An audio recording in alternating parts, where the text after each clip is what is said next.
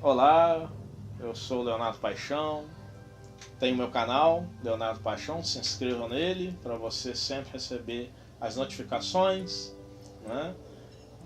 Também clicando no sininho, para então você estar cada vez mais atualizado a cada programa que nós aqui estivermos.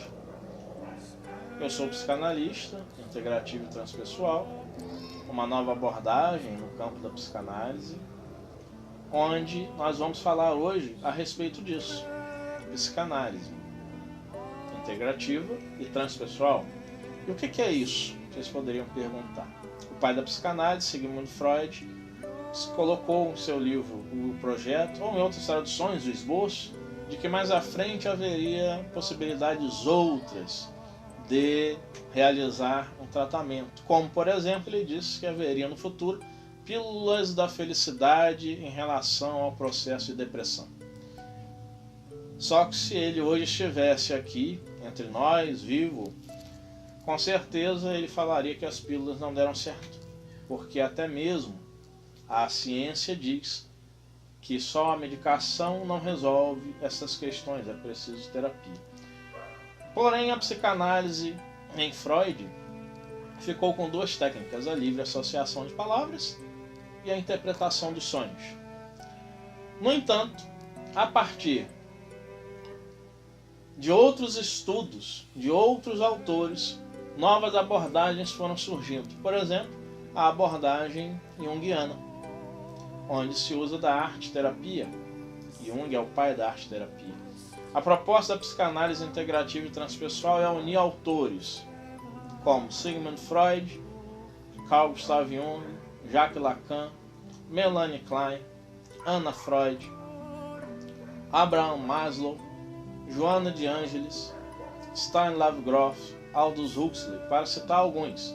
Obviamente que não é um estudo fácil, é preciso aprofundamento para isso, porque enquanto psicanalista eu aprendi na minha prática clínica de que não há Jung. Nós temos vários autores como Jung, pai da arte-terapia, né?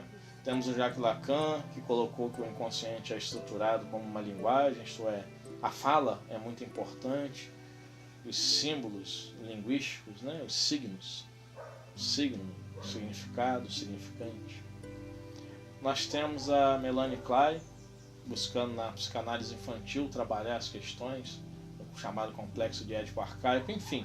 São diversos autores, diversas teorias, onde cada um fica querendo mostrar, principalmente os seguidores, querendo mostrar que aquelas teorias, aqueles fundamentos seriam inamovíveis e não poderiam ser ampliados ou mesmo modificados.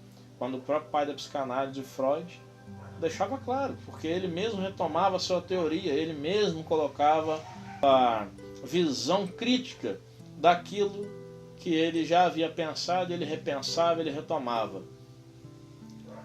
Mas ele ficou preso a determinados conceitos, como o da sexualidade, onde tudo se reduz à sexualidade. Não é genitalidade, não é sexo, é sexualidade. É diferente, são coisas diferentes. Falaremos sobre isso, né, em outros programas.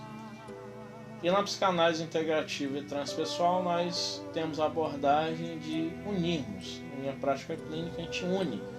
E percebo pelos cursos que já fiz pela Sociedade Brasileira de Psicanálise Integrativa, mesmo já atuando enquanto psicanalista, mas admirando esse tipo de abordagem, de que não há psicanalistas freudianos, psicanalistas lacanianos, psicanalistas kleinianos. Existem pacientes que nos mostram que tal teoria será melhor usada. Isso não representa desprezar as outras, mas simplesmente atuar. Um exemplo, um paciente que relata um sonho. E neste sonho, como houve um caso ocorrido em uma dos meus atendimentos, de que o paciente falou que sonhou que um carro estava estagnado. Que o carro estava estagnado.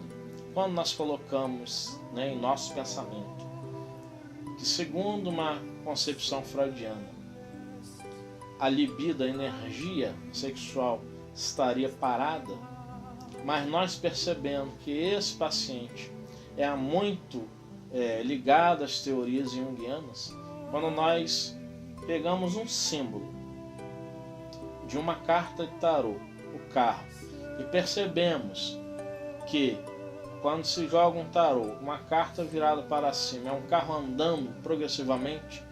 Quando nós percebemos que uma carta virada, então, ao contrário, representa uma estagnação, nos veio a ideia de falar ao paciente, falamos: você está parado, sua energia está parada, sua vida não se movimenta.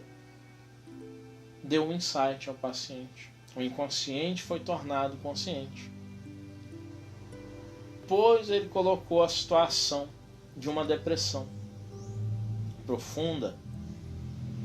E aí sim poderíamos interpretar segundo a concepção freudiana, falar que a energia sexual está parada, mas antes disso não haveria no paciente esse insight. Isso é só um exemplo que estou dando.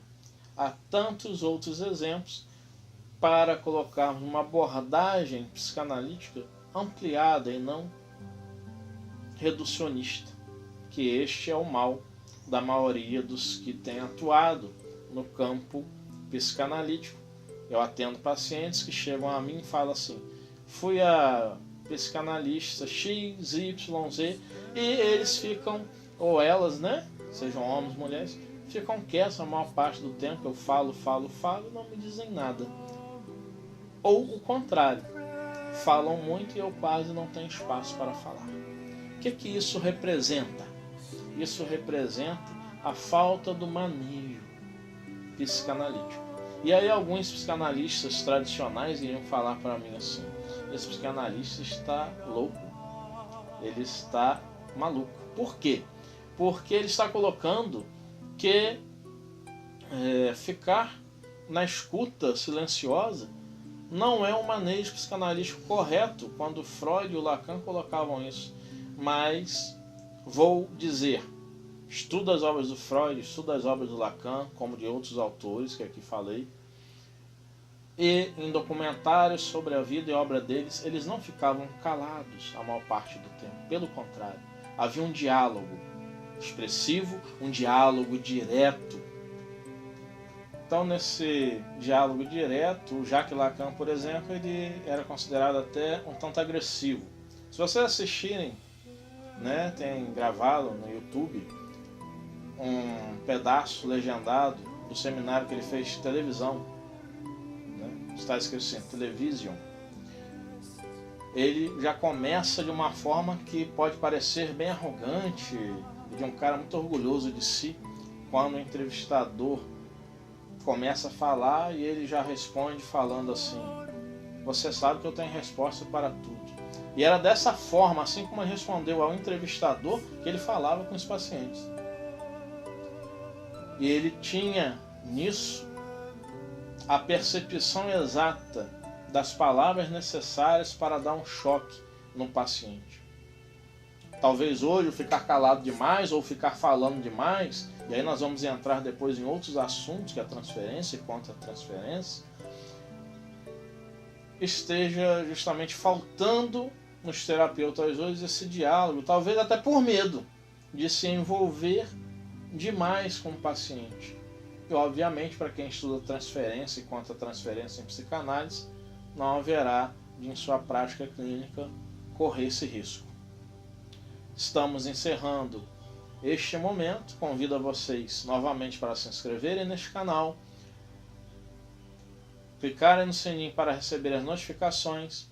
O meu Facebook está à disposição de vocês, basta procurar lá Leonardo Paixão Psicanalista. O meu Instagram a mesma coisa, Leonardo Paixão Psicanalista.